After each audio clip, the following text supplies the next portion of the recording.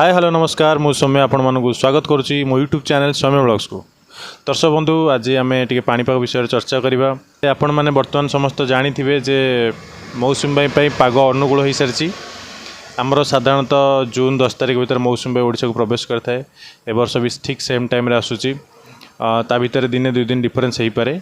आपण मानक माने मो वीडियो माध्यम जन दूसरी जे जून 10 तारिख रु 15 तारिख भितर ओडिशा मौसुमी बाई प्रवेश कर पाग संपूर्ण अनुकूल अच्छी। आपण मैंने जदि धान बुणाबुणी करने चाहते करेंगे किसी असुविधा नहीं।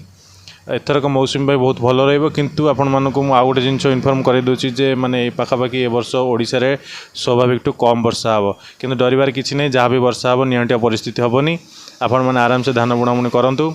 आज मुझे स्पेशली भाविली जे आपण मानक टिके इनफर्म करदेवी जे 10 तारिख रु 12 तारिख भर मौसुमी बाई ओडिशा को टर्च करछि। आपण रज टाइम रे मौसुमी बाई आराम से ओडिशा रे पहुँची जाइथिबो।